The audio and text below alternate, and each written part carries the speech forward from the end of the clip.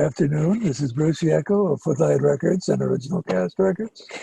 Today I'm very happy to talk to somebody who's been involved in 18 books and involved at PlayBill for how many years have you been involved at PlayBill? I was there for 24 years.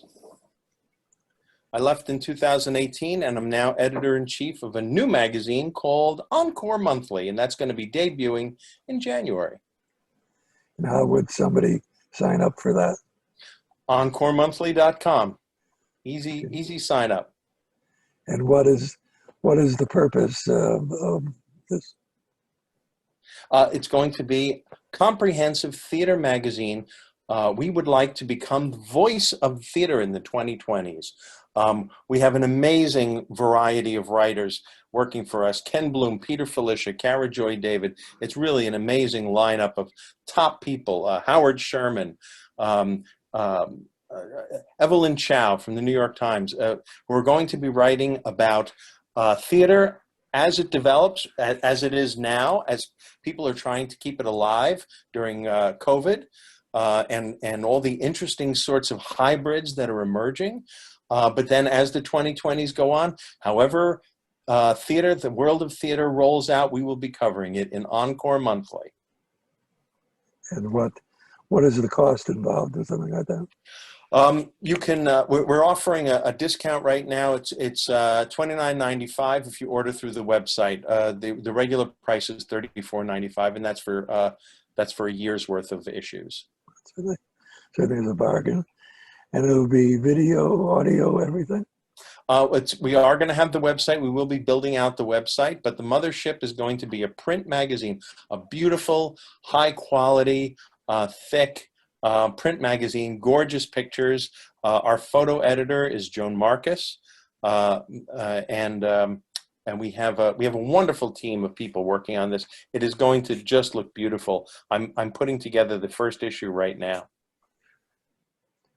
So tell me about your getting into theater. At what age did you discover theater? I was originally going to go into medicine, but I found that I became hooked on listening to shows that every day on Channel 9 when I was growing up here in the New York area. They would have something called the 4:30 movie. The 4:30 movie, that was a 90-minute slot, and they would show musicals. They would show musicals every afternoon from 4:30 till 6. Very frequently, they had to cut them down. There were a lot of shows that I loved that I found out later had a lot more songs than I heard in the movie. But I just became fascinated. They would play the same movie over and over. From Monday to Friday, they would play the same musical every afternoon at 4:30. So I got to really do deep dive into shows like The Sound of Music, and not The Sound of Music, Bye Bye Birdie, The Music Man, that's the one I was thinking of, etc. And I just found that I just loved the music. Now, I grew up in the 60s. There was a lot of great music around, but there was something really compelling about the music in those shows. And, if you think about the exposure that I had, I was one of the little kids in feety pajamas who watched Mary Martin fly through the window in Peter Pan. My parents took me to see The Sound of Music when it was in movie theaters. They took me to see Mary Poppins when it was in movie theaters. So I had this very rich experience with show music. And I just became very, very interested in it. I'm 6'4". And when I was, I never thought of it as a career, but when I was in high school, I had a friend who used to go in to see a lot of shows in New York. He was kind of a little skinny guy. And in that period of time, in the 1970s now we are, he was afraid to go to Times Square. Times Square was quite dangerous. And he just looked around and just found the biggest friend that he had, and that was me. And so he would take me as his plus one to see shows. He was reviewing for our little weekly newspaper in our hometown. But then when he went off to college and he became more popular with the ladies, suddenly I was out of a ticket. So the only way I knew, I come from a working class family, the only way I knew to get free tickets was to write reviews. And so I started writing about the theater very early on. And when I was in college, I also became the theater critic for my college newspaper at Hofstra. And in my sophomore year, I switched my major from pre-med to communications and theater. And that was kind of the beginning of the end for me. It's just been a lifelong obsession, a lifelong pleasure. What were some of the early in-person musicals you saw? That I was in or that I saw? Because I eventually became the lead in all my high school musicals as well. I was Chuck Baxter in Promises, Promises, and I was Albert Peterson in Bye Bye Birdie. But the first show, Broadway show, I used to see shows on television, and then I discovered that you could see them live. This was an amazing jump for me, that you could actually see them live. So we saw some things at Westbury Music Fair. And then when I was in 8th grade, my 8th grade English teacher took us to see the original run of Man of La Mancha, very theatrical show. And once again, it just hit me like a thunderbolt, and I was just never the same again. And I just had to see as many shows as I possibly could. What about collecting LPs and CDs? All right. Well, another influence that I had early on, when I was a teenager, there was a radio show out of WVNJ in New Jersey, hosted by a guy named Ed Herlihy. And every evening he would play a complete cast album on his radio show. My father had an old reel-to-reel recording. I'm making the motions of the switches on the front of the reel-to-reel. And I used to record all those cast albums off the radio. And he played a whole variety of things. And so I just had this massive exposure to show music pretty early on. But I very quickly started collecting on my own. And when they started up the Broadway channel over at Sirius XM, at that time I was working for PlayBill, and they asked PlayBill to program the Broadway channel. It was my collection that they ripped to create that what they played on the radio at that time. Now it's all digitalized. They get all the digital files directly from the record companies. But when they started out, we ripped all of my CDs, and I still have a huge pile of CDs, believe it or not. And that became the basis of the radio station over what is now Sirius XM. And I also did news on them for a couple of years too. And let me see if I remember, what was my sign off? Radio Playbill from the heart of Broadway. That was my sign off. And what stores or locations did you buy CDs early on? Well, LPs. Well, the LPs, there was only one place to go, and that was, what was the record store that was on 49th Street in the Brill building? Colony? No. Colony Records, and they were a fortune. What about Sam Goody? What about Sam Goody? I did some Sam Goody, yes, and later on Coconuts. He was reasonable.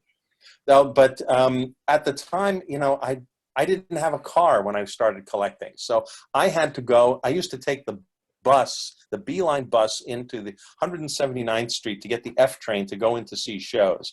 And the only place that I knew where you could get cast albums was at Colony, which was in the Brill building, 49th Street and Broadway.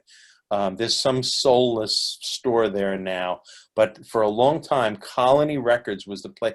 Anything you wanted, you'd go in, you'd talk to the guy sitting on a stool in the back. They would come out with whatever cast album you were looking for. I think, Bruce, that's where I bought The Baker's Wife.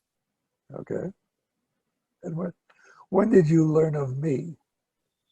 Very quickly after coming on to playbill.com, which I started in 1994, people started saying, have you done a story on Bruce? Also, you would send us sometimes information about new releases that you had, but there were a lot of things that were on your those sheets that you used to copy and send out. You know what I'm talking about? Yes, yes. Those long sheets with all the little But also typewritten titles. other rare things. They That's weren't right. just mine.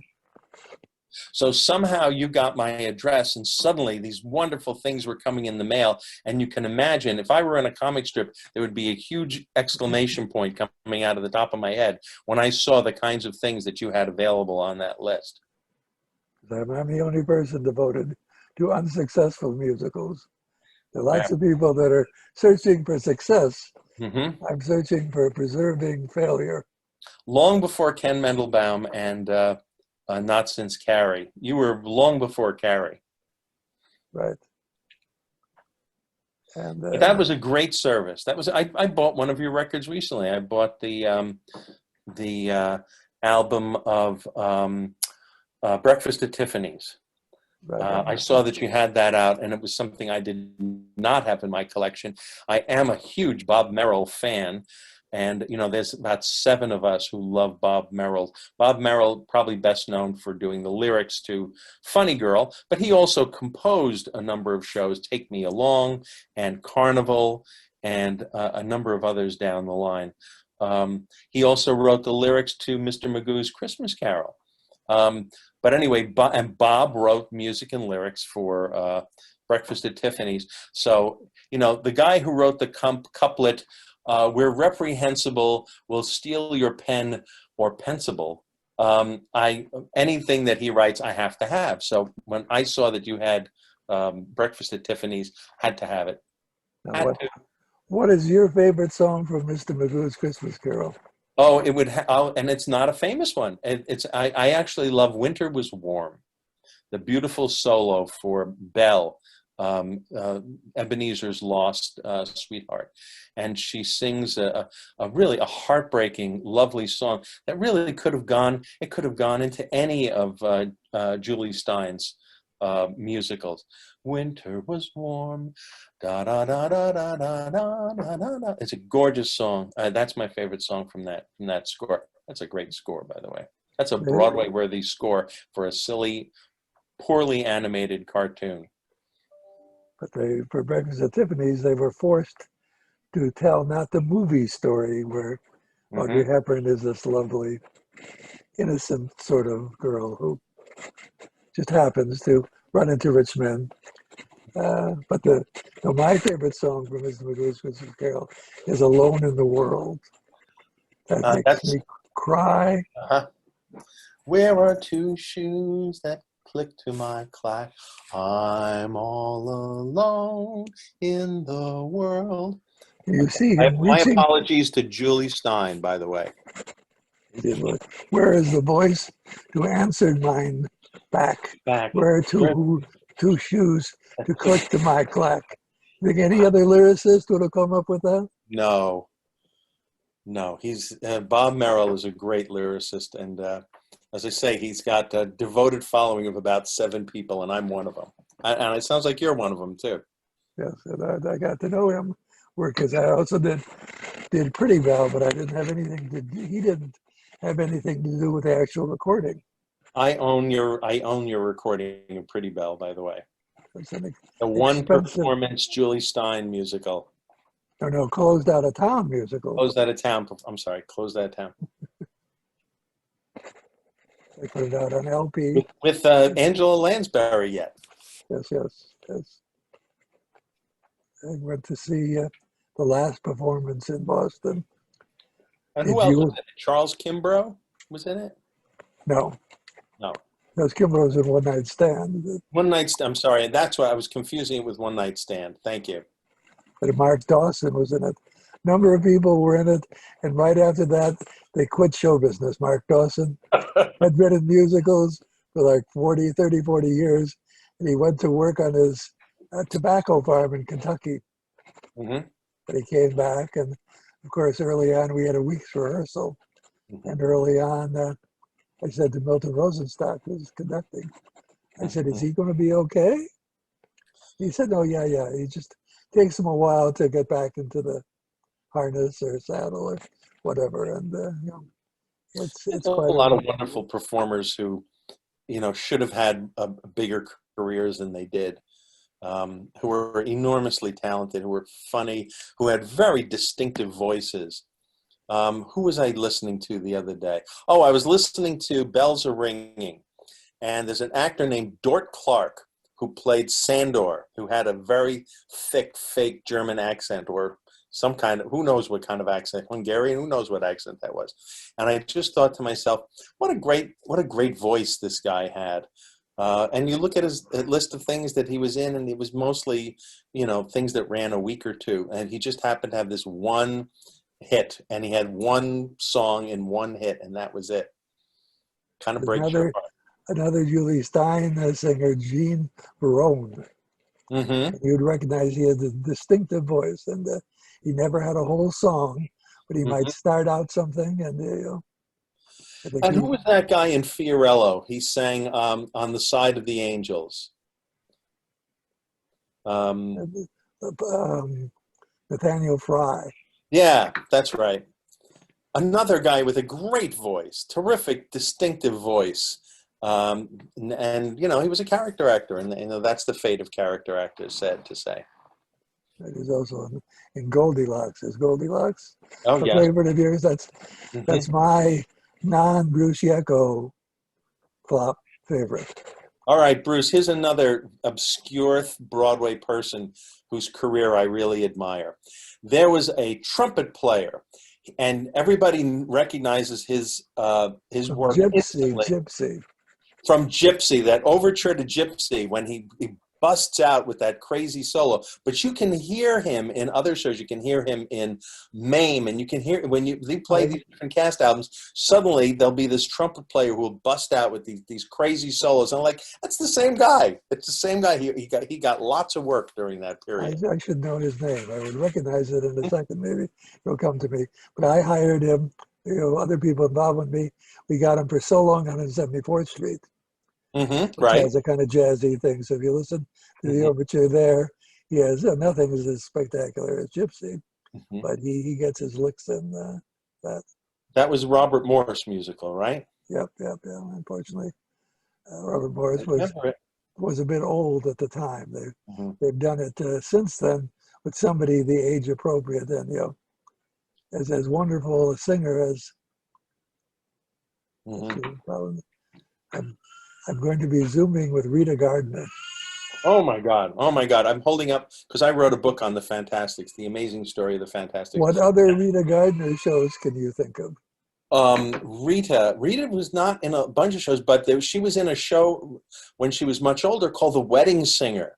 And she played the grandmother in The Wedding Singer. It was kind of her comeback. And she had a rap number in it. And she was great. She was terrific in it. Let me see if I can find my book. Here we are. Here's my book, The Amazing Story of the Fantasticks, which I wrote with Don Farber. And I got to know the whole original cast of the Fantasticks, and what a wonderful group they were. And Rita in particular she's a doll. She's smart. She's incredibly talented. She should have been in a lot more than she was. Who was she married to? She was married to Herb Gardner, the author of, that's where she gets her last name from, author of 1,000 Clowns and Thieves and I'm Not Rappaport? I'm Not Rappaport. And who is Harry Kellerman, and why is he saying all those terrible things about me? But yes, she was married to Herb. I'm interested to know what living with him was like, because he originally, for One Night Stand, Julie Stein wanted to do a musical of 1,000 Clowns, and that's my favorite play. It's a wonderful play. Charming, and wouldn't you say that would make a musical? My friend David Spencer, the songwriter, and I, when we were in high school together, we loved that show, and we were going to write a musical based on 1,000 Clowns. And we got about 3 couplets into the first song, and then we hit a rock, and that was the end of that. But Herb Gardner said, I don't see it as a musical, but I do have a show about a man who's going to kill himself. Uh-huh. And Julie said, which he thought would be a musical. And that was not really real. There are some wonderful songs in One Night Stand. There are. Oh, he also wrote The Goodbye People, which failed, I believe, twice. Twice. Milton Berle and you know who the main star was of the first incarnation. That had some charm to it. It is a wonderful show. It reads really well. I don't know how it plays, but it reads very, very well. I have a bunch of scripts of his plays. I was a big fan of his as well. So I got connected with you again through your Zoom on Ghost. Do you want to go into your? Sure. Well, don't forget. For many years, I have collected ghost stories, and these are not ghost stories that I read about in books in Weird New York or anything. These are all stories that were told to me by people who actually believed that they had these experiences. And when I became editor of the PlayBill Broadway yearbook, I happen to have a copy right here. When I was editor of this series of books, the PlayBill Broadway yearbook, what I would do is it has the contents of every playbill, the full contents of every playbill. But to make it a little bit more than just a bunch of old playbills, we also added photos of everybody who worked on the production. And when I say everybody, I mean all the stagehands, all the ushers, all the people who sell the $10 orange drink behind the concession stand. And on every show, I would choose somebody to be what we call the correspondent. And the correspondent was somebody who worked on the production, didn't have to be an actor, could be anybody. And I gave them a series of questions like, what did you do on opening night? What famous stars have come to visit? What backstage rituals do you have? And in addition to all of that, I always asked, have you ever had ghostly experiences at the theater? And here's where it starts to get interesting, because this series, I was editor for 10 years. And so I had somebody on every show on Broadway at every theater for 10 years. So that's my database. And I found something really interesting. The theaters that had a ghost story had a ghost story every year and every show. And the ghost stories were always the same. The theater ghosts are kind of like vaudeville performers. They have a shtick that they do. They look a certain way. They do a certain thing. And the theaters that had ghosts always had ghosts. And the theaters that didn't have ghosts never had ghosts. There was never a ghost story. Bruce, it's almost as if there actually were ghosts at some of the theaters and not at some of the other theaters. It was so consistent. So what I've done is I've gathered these stories, and again, these are stories told by people who worked on the shows at the theaters, and I've put them together into a one-man show that I do. And I do them at libraries and colleges and things like that. And I'm happy to share some of these stories here for you today. Are there any particular ones that you're interested in? I have more than 200 stories, not just Broadway. I have stories from people have jumped on the bandwagon. So I have stories all across the country. I have stories from around the world. So do you have one in particular that you're interested in? Because some are very active and not long ago and far away. Some of them are very active now, right now. Well, I mean, since the theaters have been closed, I'm sure they've had the theaters to themselves. But as of the end of COVID, they were still very active and seen frequently. Well, I like best the Ziegfeld performer. What was her name? All right. Olive Thomas. Olive Thomas is one of the ghosts. We actually know who the person was when she was alive. She was a beautiful Ziegfeld girl. She came from the Midwest. She had strawberry blonde hair, dancing eyes. She was gorgeous. She actually came from the Midwest and just showed up at the New Amsterdam Theater and went to see Ziegfeld in his office.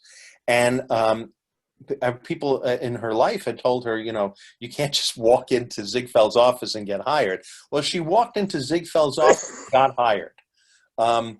he hired her not for the regular Follies. He hired her for sort of a more R-rated version of the Follies called the Midnight Frolics. The Follies were done downstairs in the main stage where Aladdin has been playing for a long time, where Mary Poppins played. And but there was also a theater on. There was another theater on the top of the New Amsterdam. Now, in those days, before air conditioning, part of the reason that shows ran such a short period of time compared to now is they couldn't run them during the summer. It was too hot. So what some of the theaters would do is they would actually create a rooftop theater, and they would perform outdoors under the stars when the weather was good. Anyway, the New Amsterdam Theater actually had a roof that could open and close. So they would open it up on a nice night, and they'd close it when the weather was inclement. And it was here that Olive Thomas had her New York theater debut as a Midnight Frolics girl, and she was a sensation. She appeared in the 1915 Midnight Frolics. She was immediately snapped up by Hollywood. She's one of the early silent film stars during that period. She made a number of films. They're all on YouTube. It's not like I'm making this up. And you could see her wonderful charm, even in a black and white silent film. She appeared in a film Did she called... do with famous people? Say that again? People like Chaplin or Keaton? She was very involved with them, but she became involved in particular with the Pickfords. Mary Pickford and created United Artists with Charlie Chaplin. And Olive caught the eye of Mary Pickford's brother, Jack Pickford, and Jack married her, and she became Mrs. Pickford also. And Olive, the problem was, and here's where the story kind of takes a dark turn. Jack was not a nice guy. He didn't treat her well. He was not faithful to her. And in fact, she contracted a venereal disease from him. She contracted syphilis from him. And this was a terrible blow to her, as it would be to anybody, especially in a time where there was no antibiotics. They had, the cure for it was these horrible pills called bichloride of mercury. They were big, ugly, disgusting pills. And she had a bottle of them, and they went on a trip to Paris. And after a night of partying, somehow that bottle of pills got inside of poor Olive Thomas. Now, the official police report said that it was an accidental death. I can conceive of ways that you could swallow an entire bottle of pills by chloride of mercury accidentally, but it seems unlikely. I think she took her own life. And it wasn't a quick death. It was a horrible death. And the beautiful flower was plucked and snuffed out very early on. She was in her 20s when she died. But something really odd happened after that. Very soon after her death, one of the workers over at the New Amsterdam Theater turned around, and there was Olive, and she was wearing a blue dress and a sash, and she was carrying a blue bottle. She had a little beaded hat, and she said very distinctly to him, "How you doing, fella?" And the guy said, "How you doing, Olive?" And then afterward, he thought to himself, "Wait a minute, didn't I hear Olive passed away?" And he turned around, and she was gone. And she started, apparently, this figure who resembled Olive, who dressed like Olive, and who was carrying this blue bottle, started appearing regularly at the New Amsterdam Theater. In particular, she would appear in the trap. Now, you know what a trap is. That's the area under the stage. That's where they get the word trap door. It's a door that goes down to the trap. And she would appear in the trap below the stage of the what had been the rooftop theater. She appeared frequently, almost exclusively to men. The theater went through its life, and there was a long period of time where the theater was used for showing films. It's a 42nd Street theater. It never showed pornographic films, but it showed not top run films and not Broadway shows. For many years, like all the theaters on 42nd Street, it was lost to Broadway. And in the early 90s, the Disney leased the theater and they refurbished the theater, and this is where my experience comes in, because very soon after the refurbishment began, we at PlayBill started hearing stories. My friend Louis Botto, unfortunately no longer with us, but he was the author of the At This Theater column, which I took over from him after he passed away. Louis was getting calls from people over at the New Am and one in particular I remember very distinctly, that when the theater, the balcony was a workspace, one of the workers up there turned around and saw this woman who was dressed in blue and had a sash and was carrying a blue bottle and said, "How you doing, fella?" And he went and complained to the foreman and said, "There's a woman walking around the construction site. She should at least have a hard hat on if she's going to be in the construction site, but she's not supposed to be there." And Disney, as it turns out, according to the house manager, super nice guy, she started appearing regularly in the theater. And even after the refurbishment was done, she would appear to people who work at the theater. And I have spoken to several of them who have seen her and have heard her. Now, you notice that I just did a particular voice. I have spoken to a lot of different people who've had this experience with her, and they all imitate her the same way. I am giving you an impression of the way people say she talked. Different people who don't know each other all imitate her voice exactly the same way, almost as if there was actually a ghost. She appears there frequently. There for a long time they used to have the Broadway Cares Easter bonnet shows there, and there was an old Ziegfeld girl, Doris Eaton Travis, who used to come and perform as part of the Easter bonnet, and apparently the two of them did not get along. And I asked Doris about, because Doris, who was in her hundreds, she actually, in the end, she passed away at 106. She remembered working with Olive Thomas, and she did not have nice things to say about Olive Thomas. But whenever Doris would appear in the theater, things would happen at the theater. Things would fall down, the set would collapse, all the lights around all the lights around the dressing room mirrors, an entire room, all burned out at the same time. It's gotten to the point where they have put a picture of Olive at every entrance to the New Amsterdam Theater, and the people who come to work there have to say "Good morning, Olive" to her, or stuff happens to them. Stuff happens in their dressing room. They trip. All sorts of things occur. She's very jealous, and she likes to be queen of the theater.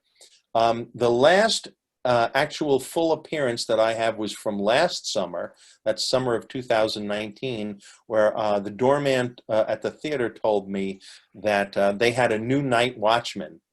And the night watchman was going around the theater after dark, after everybody was gone. And suddenly this woman appeared to him and said, "How you doing, fella?" and then turned and walked right through the brick wall. And the house manager got a call in the middle of the night from this watchman and said, "I quit." And that was the end of that night watchman. He did not want to put up with that. But she appears most frequently in, as I said, The Trap.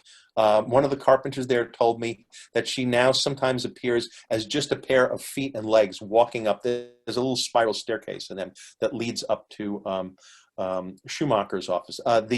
What used to be the roof theater there is now Disney offices, and the thing that used to open and close is now permanently closed. But you can still see the proscenium from the old roof theater. It's still there. And what used to be the stage is now Tom Schumacher's office. And the trap space is now used for storage. So that is the story of Olive. She appears, as I said, she appeared as recently as 2019. The theater's been closed for a while, so who knows what's going on back there.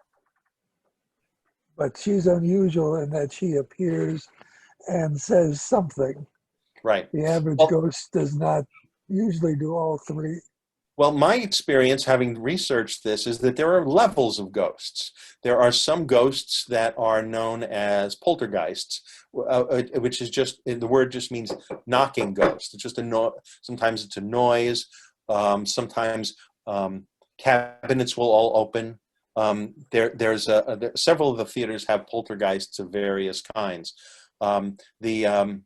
The Vlasco Theater, in addition to being haunted by David Vlasco himself, also has a poltergeist, and that poltergeist will sometimes open all the doors at the same time, all of which have riot bars, which need to be pushed to open. Sometimes all the doors will open at the same time.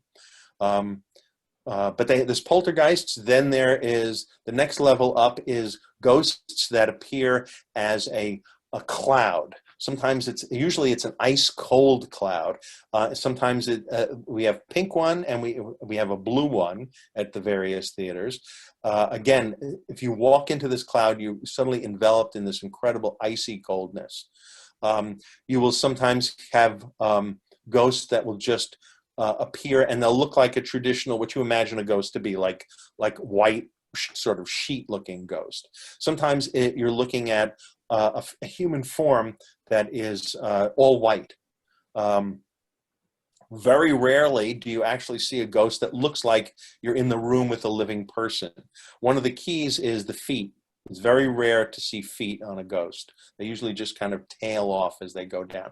Then the next level up is ghosts that actually speak, and those are the rarest of all. But there are a lot of the poltergeists that will move things around, etc. And different theaters have different ghosts. There is a ghost of a cat that haunts the Kennedy Center. Mosby is the cat. Matter of fact, the cat appears so frequently they have Mosby the ghost cat merchandise that you can buy at the Kennedy Center. The Fox Theater in Atlanta has a haunted pipe organ, and sometimes the pipe organ will play itself. Different theaters have kind of different things. Most of the theater ghosts, I will say, tend to be benevolent. A lot of them, I believe, if there is such a ghost, now I have to say, I've never seen a ghost. I don't know if I even believe in ghosts, but I certainly believe in ghost stories, because I've heard a lot of them from people I trust, and who don't seem crazy and don't seem chemically enhanced. They really believe that they've had these experiences. Sometimes people don't want to tell me their ghost stories at first, but then I throw out a few of the ghost stories that I've heard, like Chum, and then suddenly they realize that I'm not going to be judgmental of them, and then they tell me their ghost story. That's been a very useful tool in my toolkit on this. But did you try to meet the Kennedy Center cat? No, but I did try to meet Olive, and they didn't let me stay over at the New Amsterdam, but Dana Amendola, the house manager, let me stay there till midnight, and then I put a motion sensor and a recorder in the place where they usually see her. But unfortunately, you know, she will not just respond when you want her to. She responds when she is good and ready to respond. So I've tried it on. I've been up to the Vlasco apartment that's supposedly heavily haunted by David Vlasco. Let's hear the whole Vlasco. That's Oh, well, there's actually on YouTube, there's actually a clip of me. Look up Viagas Vlasco apartment, and you will see I brought a cameraman up to the Vlasco apartment. Incredibly fun and incredibly creepy place. He was known as the Bishop of Broadway. He used to dress up in a cassock and a Roman collar, and his apartment looked like it was in a monastery. He really believed. That was really his persona. He thought of himself as the Bishop of Broadway. I will say that he did not practice celibacy of a bishop. He had a private elevator that he would use to escort ambitious young women up to his apartment. Luckily, we frown on that now, but there was a period of time where the casting couch was very much in evidence, and Vlasco, despite his pretensions to the clergy, was, well, I don't know, the clergy's gotten kind of a bad rap recently, so maybe he was acting like a member of the clergy. But he used to escort young ladies up to his apartment for nefarious purposes. He had a He's little the only elevator. one.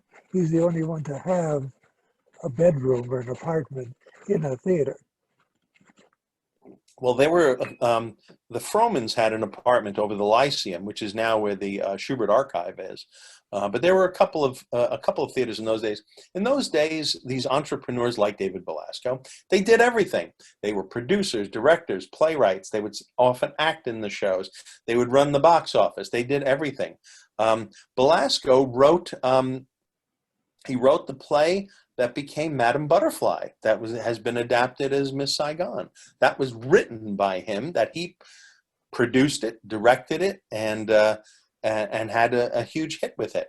And in addition to all those things, they often had theaters that they named after themselves, like the Belasco Theater, and they lived at the theater, just like a mom and pop store where they would live in the apartment over the Oh, so store. he didn't have another residence? I don't know. I don't believe he did. I believe that is where David Belasco lived. He may have had a vacation residence, but that is where Belasco lived. And as I said, it's a beautiful apartment. The Schuberts, who own the theater now, should really fix it up. They could rent that thing out for millions. As I said, it's a gorgeous apartment. The only thing you'd need to get into is all the lights in the ceiling of the theater. The way you change the light bulbs is not from below. You go into the apartment and there's like a little opening, like a little trapdoor, and you open it up, and that's where you change the bulbs for the ceiling lights at the Belasco. The Belasco has beautiful stained glass lights above the playhouse, and as I say, all the bulbs are changed from the apartment upstairs. The apartment is not in good shape. Some of the floors, when I was up there, they said, please don't walk in this section. The floors are a little rotted out. I know it would cost a lot of money to fix it up, but I think something could be made of that apartment. How long was David Vlasco alive? Belasco's peak was from the 1880s to 1930. He passed away in 1930. And his ghost appears frequently at the theater. He appears, as a matter of fact, the actors consider it a good sign when he appears during rehearsals. He sits in the mezzanine, and he's there. He has a big mane of white hair, and who wear the Roman collar. And actors who are rehearsing will look up from the stage, and they'll see this elderly-looking, leonine-looking, distinguished man sitting up in the mezzanine, and they take that as a sign that he approves of what they're doing on the show. But as I say, he appears from time to time, various places in the theater. One actor told me that he was backstage, and this old white-haired man came up to him and shook his hand. So he does appear at the theater. I'm trying to think. There's another story also. Oh yes, Daniel Breaker, African-American actor who appeared in Passing Strange at the theater, told me that one night he was getting made up, and he was sitting in his dressing room looking in the mirror, making himself up, and he saw in the mirror what he described as this old white man sitting behind me. And he turned around to say, what are you doing in my dressing room? And when he turned around, he was gone. So of course, he went to complain to the stage manager and said that there's this old white man sitting in my dressing room. And when he described it, he said, you've seen the ghost of David Belasco. So that was 2008, I believe. So that's one of his appearances. Melissa Errico reported that he appeared to her when she was appearing in Dracula, the musical. I guess you could not be surprised about that. But Belasco appears regularly at the Belasco Theater, even, almost, well, I guess now it is. It's 90 years since he passed away. He is still holding court at the theater that bears his name. Did you not say in your Westport evening that he came on stage opening You're night? thinking of somebody else. You're thinking of Clyde Fitch. Clyde Fitch was a playwright who was popular in the late 19th, early 20th century. And Clyde wrote a lot of plays. He was very prolific. And he died during rehearsals of his last play called The City. And it created a sensation because on opening night in 1910, as the people were coming out to take their bows, the actors came out, the supporting performers came out, the stars came out, and at the very end, out from the wings came Clyde Fitch. Very easy to recognize, slender man with a huge handlebar mustache. He came out and he took a bow, and he did something that we haven't seen until Ghost, the musical, and that is he disappeared from the center stage. Which in 1910 was a tough thing to fake, especially because he was surrounded by the cast of the show. The house was filled with people who knew him, so it's not like they just got some bozo and stuck a big mustache on him and trotted him out. And even if they had, they wouldn't have been able to get him to disappear from center stage. But he disappeared and people fainted, and it was in all the papers. There's a lot of coverage of the appearance of Clyde Fitch. But it's just so unbelievable that it has kind of gotten lost over the years. And people say, oh, it must have been some sort of stage trickery. But the people who were there, who were theater people and who knew him, they did not think it was a trick. They thought that it was really Clyde. But did he continue to appear, or was that his? Nope. It was his last play, and he took the last bow on his last play, and he was gone. He has not reappeared. A lot of these ghosts do appear again and again, but Clyde just made that one very dramatic appearance, and he left them wanting more. In which you said one theater had by far the most ghosts. Oh, yeah. Well, there's a bunch of theaters around the country that claim they have the most ghosts. But as far as I've been able to see from my research, that the Palace in New York has the most ghosts. The legend is that they have 120 ghosts at the Palace. I don't have 120 ghost stories, but I've got a solid half dozen ghost stories. One of them was told to me by Andrea McCardle, the original Annie, who was appearing there in Beauty and the Beast.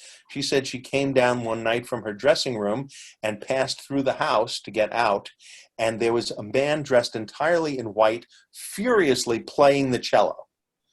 And she thought, okay, well, maybe somebody's practicing something. That's certainly not a song from our show. And when she told the stage doorman, who is that guy who's in the pit playing the cello? And he said, oh, you've seen the ghost of the cellist. She thought it was a person. And as I said, this is the only ghost that I know of who plays a musical instrument. But he's at the Palace. The Palace also has 2 child ghosts, which is really kind of heartbreaking, the idea that, a child would be a ghost.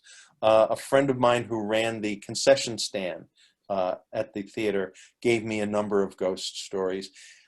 He said that one night he heard the sound of something rolling on the carpet of the back of the mezzanine. His office was below that in that long gallery that connects the front door to the actual performing space. You know what I'm talking about, Yes. Bruce? Yes. There's that long passage. His office was there right where the concession stand is now. And he said that he heard this sound. He thought he was alone in the theater. So he went into the house, and it sounded like something was rolling on the carpet on the second floor. So he went up the stairs and came around. He said there was a little boy rolling toy trucks back and forth across the carpet. And he said, how you doing, kid? Are you all right? I almost turned into Olive Thomas there for a second. He said, are you okay? Is everything right? And the little boy looked up and looked like he was frightened of my friend and vanished, and his trucks vanished. And he says periodically you can hear those trucks rolling up there, and there's a little boy who plays with trucks in the back of the mezzanine of the Palace Theater. The actors also tell me, and he confirmed this, he said there's also a little girl also in the mezzanine. I hope she gets to play with that little boy, because I hate the idea of these kids spending eternity alone. But there's a little girl, and she hides behind the seats, and she peeks up over the back of the seat like this and then goes back down under it, which is incredibly creepy if you think about it. But she has long blonde hair and a little bow in her hair. And she looks up over the seat and then she goes back down again. And this creeps the heck out of people standing on the stage, usually during rehearsals. That's when she appears. Very few of these ghosts appear when there are people in the house. There is a laughing ghost at the St. James who does appear during performances and laughs, has this insane laugh that appears at unexpected moments, not related to something that's happening on the stage. Laura Benanti said that when she was appearing there in Gypsy, she said that one night she was singing A Little Lamb, that beautiful Julie Stein, Stephen Sondheim's song. And when she got to the climax of the song where she reveals, "I wonder how old I am," which is kind of a heartbreaking moment, suddenly there was this crazed laughter out of the house. And Laura was upset, and she thought that it was just, somebody disrupting a lovely moment in her performance. When she appeared on my radio show, when I was on Sirius XM, I was telling her about these ghosts and asking her, as I always do, I always ask if they've had a ghostly experience. She had not heard of the laughing ghost. The laughing ghost story I get from a friend who's an usher at the St. James. And my usher friend tells me that they can't really tell where the laugh is coming from, that people in the orchestra go to them and they ask the ushers, "Can you please tell that lunatic up in the balcony to stop laughing? It's disrupting the show." But if you go upstairs and ask the people in the balcony, they say, "Could you please ask that person down in the orchestra section who's laughing hysterically to stop?" So it's hard to tell where the laugh is coming from. Laura said something very funny to me. I said, "Do you have any idea who this is?" And she said, "Well, I can tell you right now, they're not a professional theater person because no professional would disrupt a performance." Okay. Are there any old theaters that don't have ghosts? I've heard that there's a ghost at the Schubert. You would think there would be. But, I wrote a book on Chorus Line, and, I know a lot of the people who appeared there during the run of Chorus Line, they say that there was never a ghost appeared there. And the whole time that I did the PlayBill Broadway yearbook, I never had a report of a ghost at the Schubert. I've heard from third parties that there is a ghost, but I've never gotten, I like to get my own stories. I have never gotten a story out of the Schubert that there's a ghost at the Schubert. What about the Broadhurst? The Broadhurst, I don't have any ghost stories out of the Broadhurst. You would think there would be. I will say this, you would think that Bob Fosse, because that was his favorite theater, you would think that he would haunt the Broadhurst, but no, the theater people believe that he haunts the Lyceum for some reason. Although their evidence is a little shaky, they claim that you can smell his cigarette smoke, even though they haven't had smoking allowed in the theater for many years, that when the actors feel that when they're doing a good job with the show there, they smell cigarette smoke, and they assume that that's the ghost of Bob Fosse. But again, they may be stretching it. It might just be a smoking ghost. Where did they actually film all that jazz? What theater?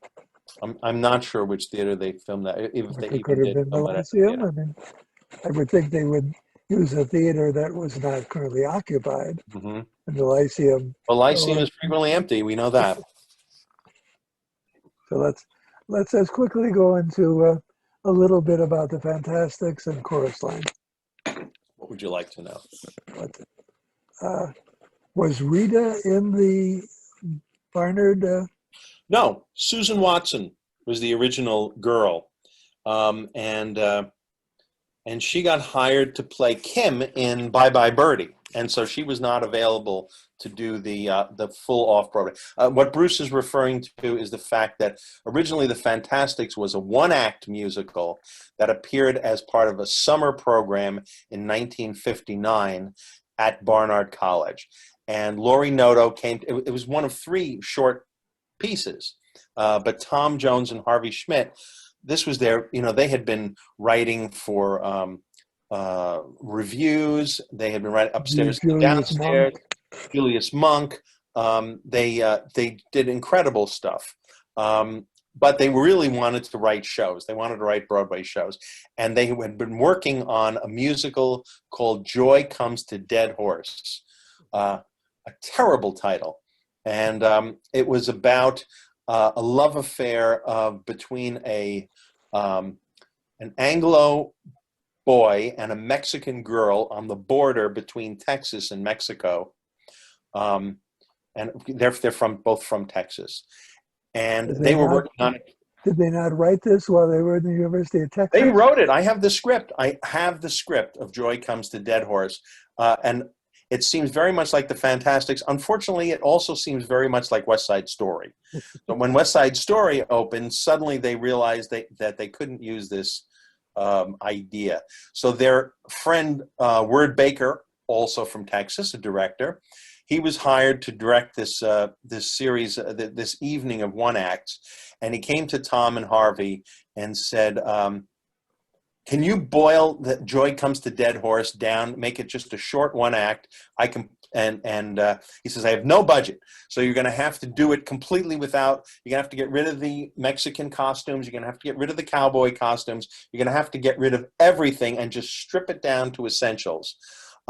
Anything that you might need, we'll have like a little prop box on the stage, and you should be able to we'll throw a few props in there, but for the most part, it has to just be stripped to its bare bones, and that's what they did. One of the only things that they had a little flag on a stick that they would use to indicate the wall between which had been the border between Mexico and Texas, now became a wall. It was actually, I don't want to go into the whole history. It was actually based on a play of Rostand's about a boy and a girl who lived in neighboring houses. And so they went back really to the Rostand play a little bit more. And they had this flag to indicate the separation, the wall between the two houses. And one night when they were doing it, the flag slipped off the stick, and the guy who was playing the wall had just held the stick up, and Word Baker realized that it was actually much more effective without the flag. Just him holding the stick was all that they really needed, and that became the show. But anyway, they did this as a one-act play for Word Baker at Barnard College for just a couple of performances, and Laurie Noto, the producer, happened to see it and fell in love with it and said, "If you boys can turn this into a 2-act musical, I will put it on at off Broadway." And they said, "Well, it's a Western, so we'd like to get all the Western costumes back." He said, No. Do it exactly the way you did it up at Barnard. Stripped down, just the girl, all she has a little flower. That's all you ever see for her. The wall is indicated by a stick. We'll have the prop box. We'll do it exactly the way it was done, but I wanted 2 acts. So they wrote a second act to it. They went back to Joy Comes to Dead Horse, pulled some of those ideas, and they turned it into a 2-act show. And the legend is that the reviews were originally terrible. I have all the reviews. They were not terrible, but they weren't what you call money reviews. It's not, you wouldn't get the idea that the show was going to run 42 years from these reviews. They were the sweet little show, light, fun, but nobody said you have to run out and get tickets. And in fact, the show struggled for its first couple of months until people started. Etta Jones recorded Try to Remember. And Laurie Noto, who had no money for an advertising campaign, used to walk around. They pressed an album, and he would walk around New York holding the album up. That was their advertising campaign. Also, if you listen carefully to the cast album, it's not just the harp and the piano, which is what you hear in the show. They hired a few more musicians, including a cellist. You can only hear the cellist at the very top of the show because the cellist was not given any sheet music. They asked the cellist to ad-lib an accompaniment. And the cellist got like halfway through Try to Remember. And if you listen carefully, you can hear the cellist on Try to Remember. And then Harvey said, this is not really, you're not really adding anything. Go ahead home. So you will hear a cellist on that first number, but no other place in the show on the original cast album. But that was their advertising campaign. The show had 153 seats. They didn't have to sell a lot of seats. Bruce, you were in that theater, right? It only 6 rows in the theater. If you sat in the 6th row, you were in the back. Yep. But were all the principal songs at Barnard? No. All those second act songs, including "I Can See It" and "They Were You," all those songs were written for the for the off Broadway, the move to off Broadway. They were not in the Barnard version. Tell us how much money it cost to open it, and what you could have invested and made quite a bit of money. I look at these contracts and I just laugh. The show was capitalized at $14,000 for everything. It was actually capitalized at less than that, and Laurie Noto was actually short. He didn't have the whole $14,000, so they actually opened it up, and you could buy 1/8 of 1% of the Fantasticks for about $50, and it was their friends and a secretary they knew spent $50 and bought 1/8 of 1%. None of these people were able to buy personal jets from the money they made from the show, but it's these people who just spent a tiny amount of money, earned hundreds of thousands of dollars over the course of the run of the show. Were there people connected with the show that invested? Did Rita and Jerry put in any? You know something? I don't remember exactly. I know some of the actors did put money into the show.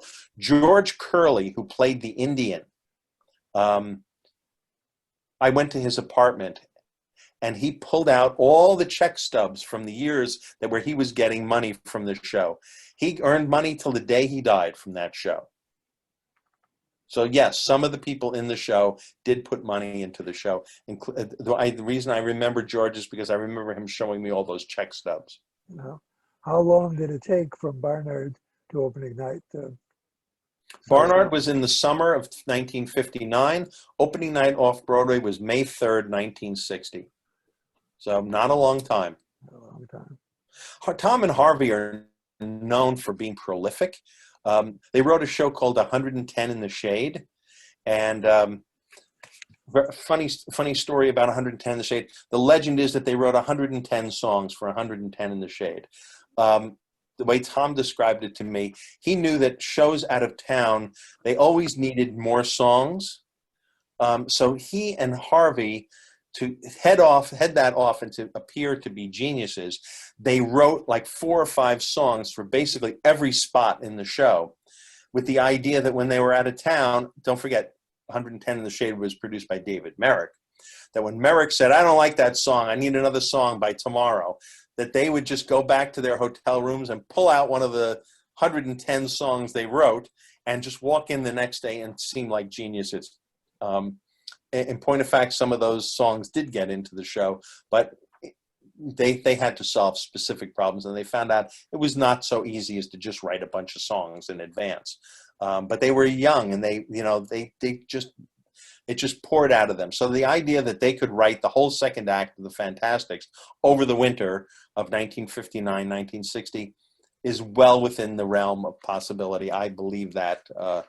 I believe that story and not a matter of my believing it. In point of fact, they were all written that winter in time for rehearsals.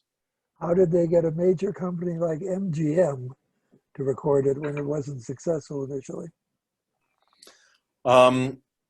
You're talking about the cast album, or you're talking about the cast? Well, don't forget, it had been picked up by a number of singers.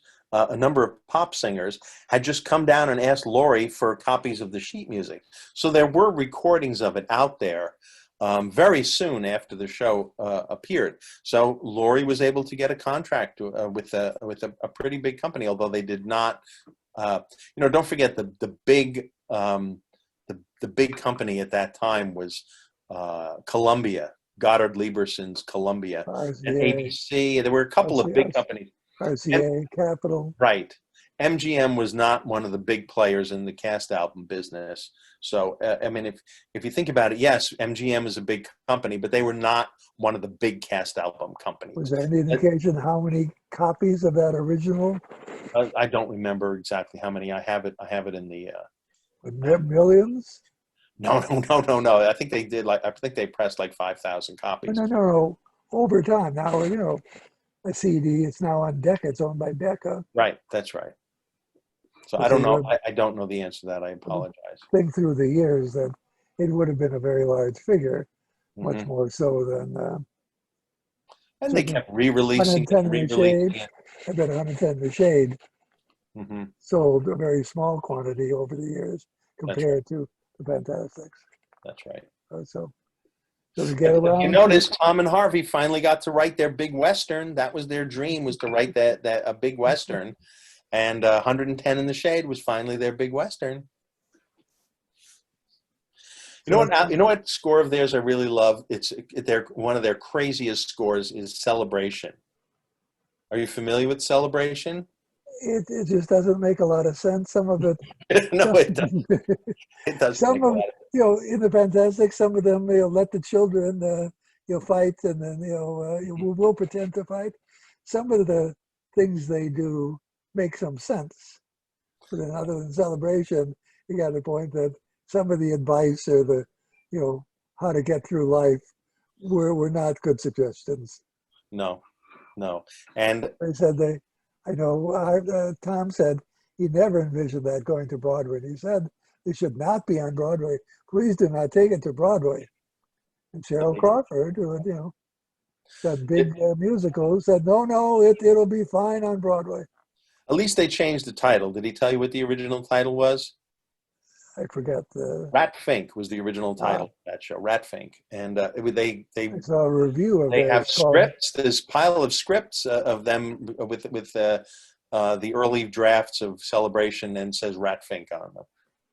All right, so if we finish up, let's go through a quick glance at Chorus Line. Chorus Line, I had such a wonderful time working with the original cast. There's such a wonderful group of people.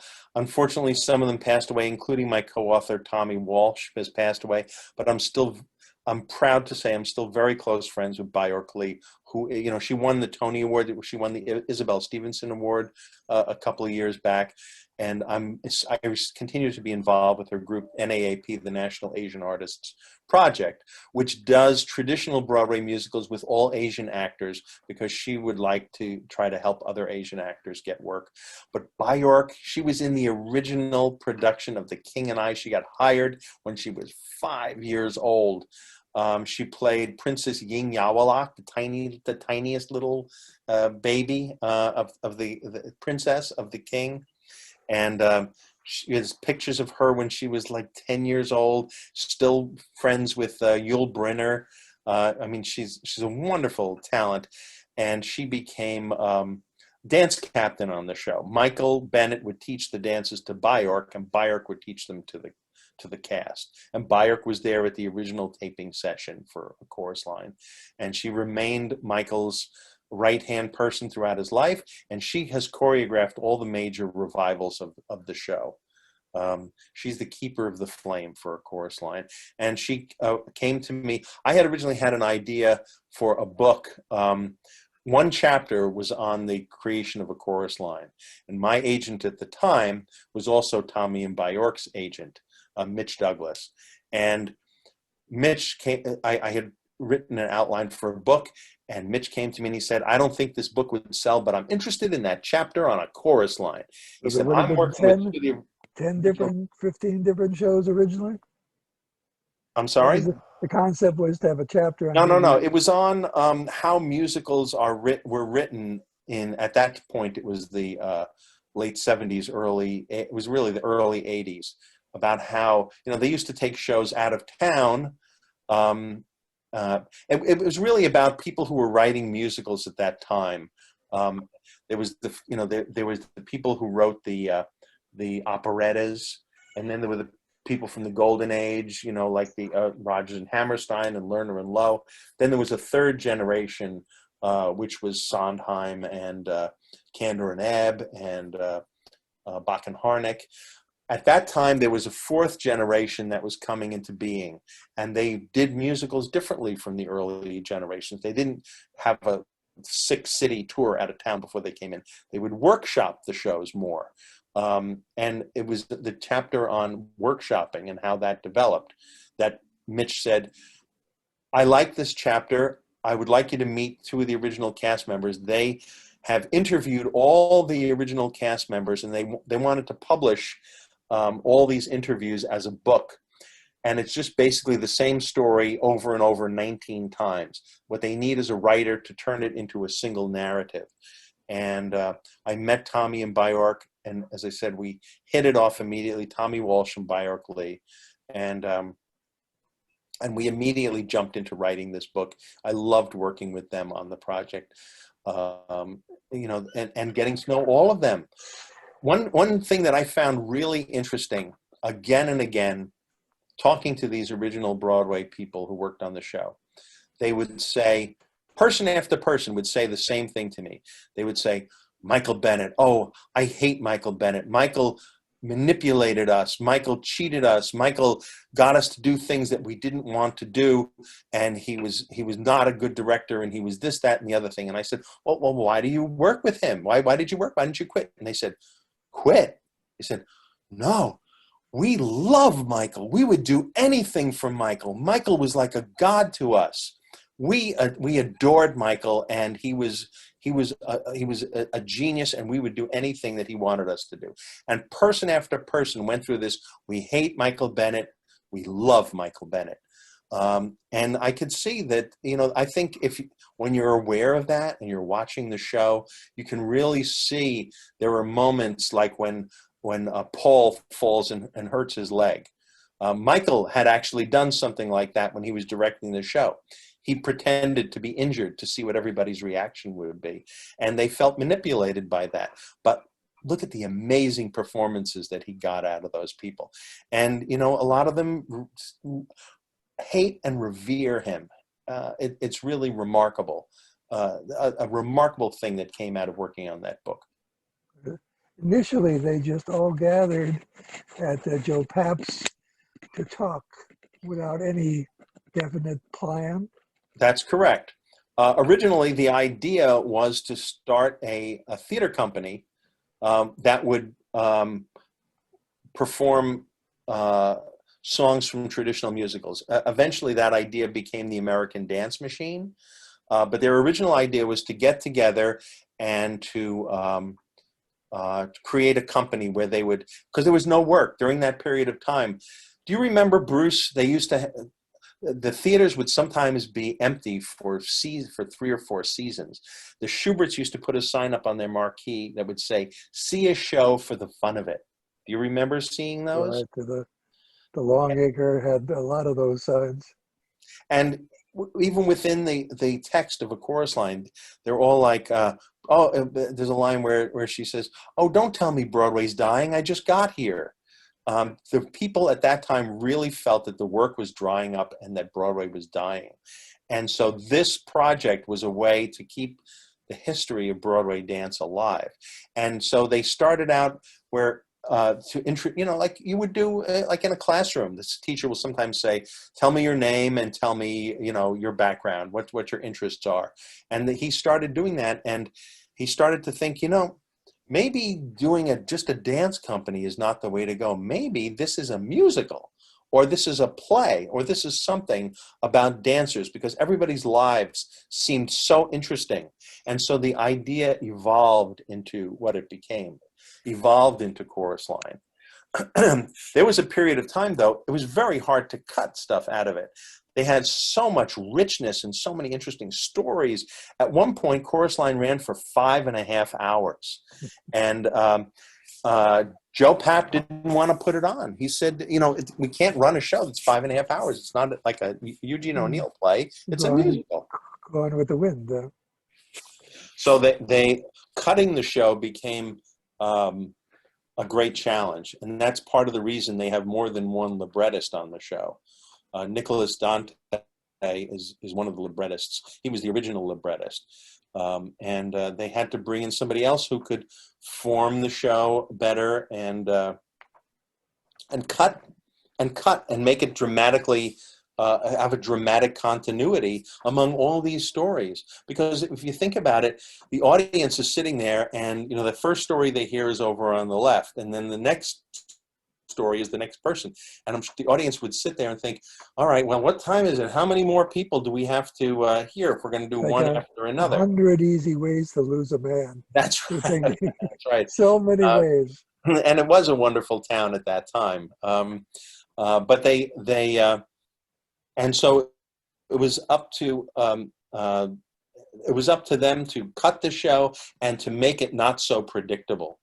To mix the stories together, to tell the stories in groups, and to create story arcs for the characters and through lines, and not just story after story. It was also my challenge in writing the book, because I was handed a big stack of papers that told story, story, story, story, and it was my job, essentially the same as the librettist, to turn all these accounts into a single narrative. And it was a challenge, but it was also really interesting to cover the same territory that the librettists had covered. And at least I had a whole book to do it in. I didn't have to do it in 2 hours, 2.5 hours.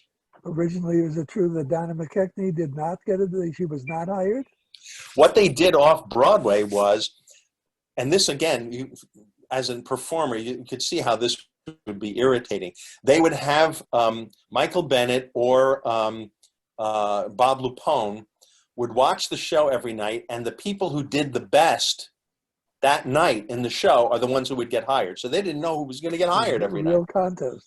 Yes, it was a real contest. And it was felt after a while that was really not fair to the people who didn't get hired night after night.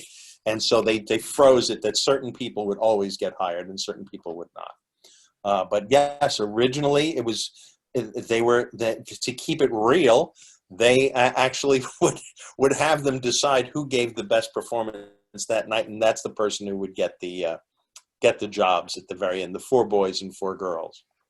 Now, how did Ed Clement and Marvin Hamlets get involved?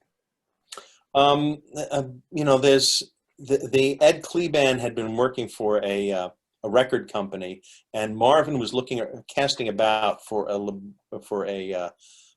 lyricist. Now, Ed wanted to write his own songs. It was kind of like the same story that happened to Sondheim. Sondheim wanted to be a composer and lyricist, as Clement did, and a lot of people liked his lyrics better than they liked his music. So it was frustrating for Sondheim, because he had to work with Julie Stein and Leonard Bernstein and Richard Rodgers. Not too bad of a mentorship to work with those guys. But Ed really wanted to write his own music, and he had to be persuaded to come in. Marvin had just won the Oscar for The Entertainer, his adaptation of The Entertainer, his orchestration of it, and he wrote Memory. What was that big Barbra Streisand song? The Way We Were. The Way We Were. Thank you.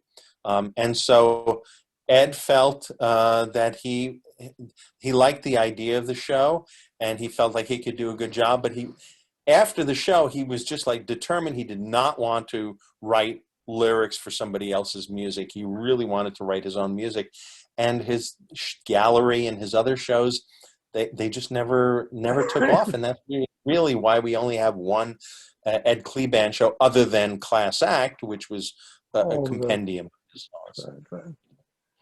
But was it Michael Bennett ultimately who chose Ed Clement and Marvin Hamlets? There was a third party. I don't remember who, but it was nobody got onto that show without Michael Bennett giving them the thumbs up. So Michael must have felt that Ed was a very promising lyricist, and he thought it would be good to bring somebody new like that onto the project to work with Marvin, who, even though he was young at that point, had won awards and was much more established. And were all the off-Broadway reviews raves? They were crazy raves. I have to tell you, I have a story about a chorus line. A friend of mine and I bought the series at the Public Theater because the Public Theater was red hot at that point. They had just every year they would have some incredible productions. And so we actually reached into our pockets, paid cash money. So Chorus Line, 1970, this was the 74, 75 season. So I was pretty young at that point. I was 18 years old. So for me to reach into my pocket and to pull out the money for a season, we really expected something great. And it was a terrible season. It was just one awful bomb after another. And I went to a couple of them, and I was so disgusted with the quality of what I had seen that when I saw that the last production of the season was something called A Chorus Line, which sounded like a generic musical. I said to my friend, you know something, I'm gonna skip this last show of the season. They've been so bad, I'm gonna skip it. And he said to me, you know, I've been hearing actually some pretty good things about it. And he said, I've heard that it's not too bad, much better than what we've seen so far. I think you should give it a try. So I was like, all right, but if it's really bad, I'm going to leave, because the previous shows had really been a waste of time, because I told you I was taking the bus from Franklin Square, the town where I grew up, to the subway, and then the subway all the way into New York, and then I had to switch to another subway to get all the way downtown to the Public Theater. So Like 2.5 it was a big hours. investment of time to get there, and of course after the show is over, usually it was a school night, and so I had to take that same trip all the way back to get home. So it was a big investment of time. So I have to say, Dave dragged me to see A Chorus Line. And when I got to the Public Theater, I saw something that I had never seen before. There was a line of people waiting for cancellations to this show. And Dave and I had seats on the aisle. If you remember the Newman Theater, it's like a flight of steps. Yep. And there's seats, and then the aisle runs down the left side. So Dave and I, imagine I'm sitting, Dave is inside because my legs are long. I sat on the aisle. And as we got closer to curtain time, they did something that I'm sure the fire department would not have approved of. They let a lot of these people, a lot of whom were celebrities, come in and actually sit on the steps next to the seats. So I was sitting there, and the person who sat next to me was a guy who was very big at the time, Buck Henry. You remember Buck Henry? He wrote Carnal Knowledge and a number of other things. So I'm sitting there, and I'm thinking, Buck Henry is essentially, there's no room for standing room there. There was sitting room or nothing. Right. I said, Buck Henry took sitting room to see this show. I said, I bet maybe Dave is right. Maybe this show is something special. And then, of course, da-dum, da-dum, bum, bum, again. Was it within 5 minutes? At what point did you say, my God, did I almost make the biggest mistake? Music in the Mirror. Music in the Mirror. Not Music in the Mirror. At the ballet, when they came out and they started telling those stories about how I used to dance around the living room, and then Kay Cole comes out and she sings her beautiful solo, and I said, I can't believe I almost skipped seeing this show. Did it make you cry at all? Did you cry at all? I was blown away. At the end of the show, you really, no matter how tough you are, you get a lump in your throat at the end of that show. The moment you get the lump in the throat is when they're reading off the names. If you remember, they said, they read off the names, and they tell the actors, come down to the front of the stage. And so they announce the names of the various actors.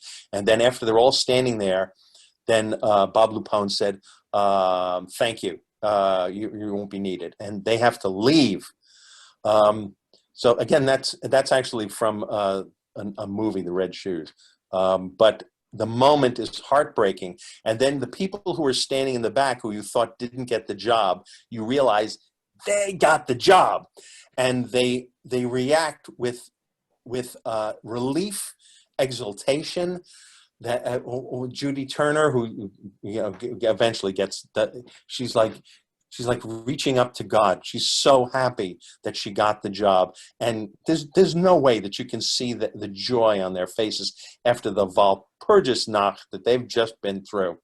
To see the joy on their faces that the I Want song at the top of the show is "I need this job," and when you see that they got the job, there's no way that you can fail to be moved by that moment in a chorus line. So how many times did you see the show totally? I think I saw the show, I can tell you exactly, I saw the show 53 times, including when it was playing up at the Schubert. Bob Lupone, I had dinner with Bob, and he said, "Would you like to watch the show from the wings?" And I was like, "Well, yes, of course I want to watch the show from the wings." So I was standing in the wings. There was not a lot of room. I was stage left wing. The stage manager was on the other side, and I was standing in the wing, and I could see the stage. Bob didn't tell the stage manager that I was going to be back there, and you can see the stage man and the actors. They're lining up, and Morales is right there, and this was later in the run, so it wasn't the original cast anymore. But Bob had gone back into the show. Morales, who's at the end of the line, is looking at me, and she's like, you can see the look on her face, like, "Who the hell are you, and why are you standing in my wing?" And then the stage manager came over, sent the assistant stage manager around to tell me, "I'm sorry, sir, I don't know who you are. You're really going to have to leave." And I said, "I'm sorry, I understand completely. But Bob Lupone said I could stay here." But he had not told them that I was allowed to stand in the wing. If I had reached out my hand, I could have grabbed Morales's hand. That's how close I was to the show. So that's needless to say, it's a pretty vivid memory. So you did then have to leave, so you didn't... They kicked me out right into Schubert Alley. They practically, if it wasn't for the fact that I was 6'4", I would have had a shoe in my rear. They kicked me out. Did you get to go to the closing performance? I was at the closing performance, yes. And Bjork brought me as her guest. And we were sitting in the orchestra. The whole original cast was sitting together. And there was a lovely moment during the beginning of the show where they all kind of reached out and touched each other. A hand on a shoulder, on an arm, on a knee. And it was almost like an electrical circuit. All the original cast members just wanted to touch each other because some of them hadn't seen each other in a long time. However, I also... one of my memories of that final performance is that Bjork and I were seated behind Tommy Tune and his date. And Bjork, who famously is 4'10", said, "Robert, can we please switch places?" So I sat behind Tommy Tune. So I missed a bunch of the show looking at the back of Tommy Tune's head. But, that's not a bad memory either. Well, it's been a pleasure to go over all these things, and maybe down the line we can do it again. We'll talk more. It'd be a pleasure, Bruce. Your magazine gets started and Encore Monthly, it's called. I'm the editor-in-chief, and I have an incredible lineup. I mean, you've heard how much I love shows, so you can imagine the kind of things I'm putting in this magazine. Subscriptions are on sale now, $29.95, encoremonthly.com, and wait till you see the stuff that I'm coming up with. When might this start? January 1st, Jan 1, 2021. So you can and we are prepared to run it for a year without any Broadway. I hope that Broadway is going to come back in June, but we are prepared to go longer than that. There is so much stuff, and I have top writers in the business who are hungry to write about theater, and they're so glad that I'm starting up this magazine. It's going to be just filled with wonderful voices. Okay, again, thank you very much. And thank you, Bruce. You are a hero to me, a personal hero to me, and so I'm so pleased to speak with you. Very good. Take care, sir. So long, farewell.